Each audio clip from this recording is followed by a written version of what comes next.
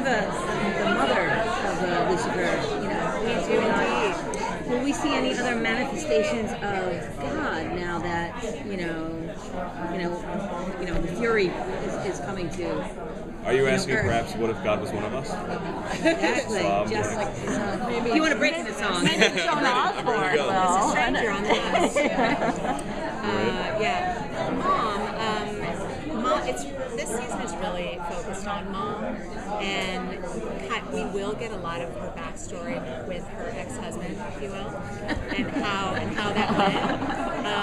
But as far as seeing God or meeting God, you never know on our show. Like, you never know what might happen. But right now we have no plans to. Right now it's all about Mom. Just what it's happening. One of the things that I loved about season 1 was God is this distant figure. You never get an answer from him. And then season 2, here's Mom in the flesh. So the fun of it is, like, you've got this distant father figure, if only that was a metaphor that in any way spoke to me. And then you've got this contrast. Mother here in person, dad far away. That is, to me, like one of the central dynamics of season 2, is that idea I can't get a word from dad, but here's Mom. Here, she's here with me. This can be controversial stuff for religious people. Does that concern you at all? It is a TV show. It is fiction. But what personally, as a woman, I like to think that there's male and female energy. That if indeed there is a God, which I like to think there is, that why not have man and woman that work together to make children, if you will. A man can't make children by himself. This is something that's very true. Not yet. So give science time. We'll figure it out to where we don't need men, right?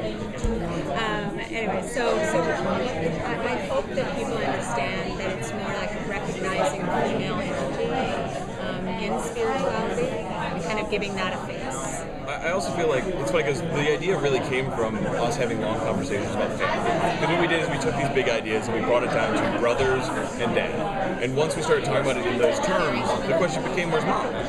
And that became the big thing. Is like, to us, it's more of it's a family story. So to that extent, like, we feel like weirdly it gives us a little bit of wiggle room.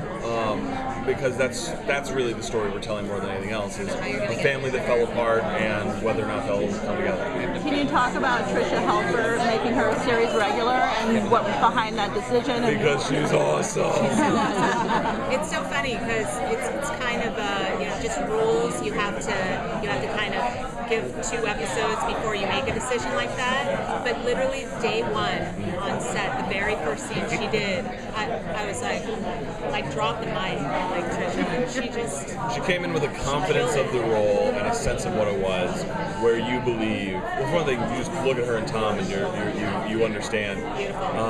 But you believe her as someone that could have created both Tom Ellis and Amy Woodside, which is pretty small, not a small feat. Yeah, and she has such a range, and the very first conversation we had about the role, she was she wanted to make sure it wasn't just this kind of harsh, like Cruella de Vil, sort of the mother of God, kind of thing. And I was like, and she brings such a range. She has such a softness, such a strength.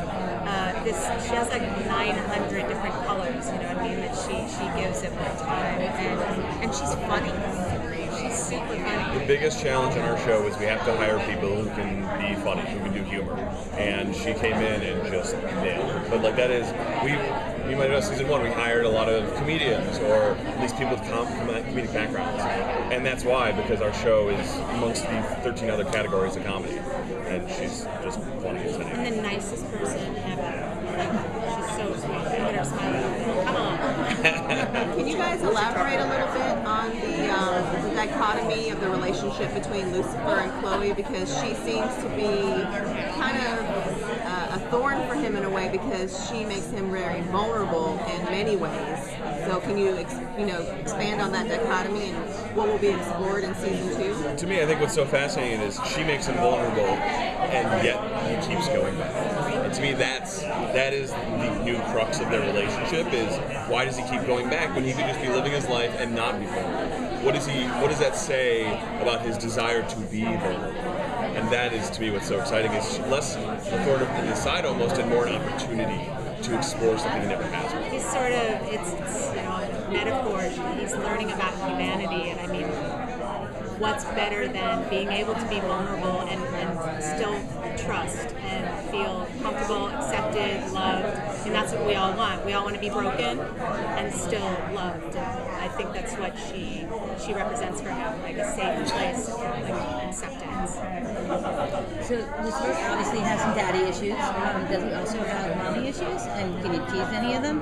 He definitely does. And I mean, the end of the season is him looking, I think, for the first time truly terrified. And there is a very good reason for that. And there's a very good reason that also for all the talk we've had about Trisha Helfer's comedy and all of that, formidability. Like the fact that she can bring both of those things and bring a sense of real danger is important to our story, because there's a reason this was great. All right, guys, we have to put them. So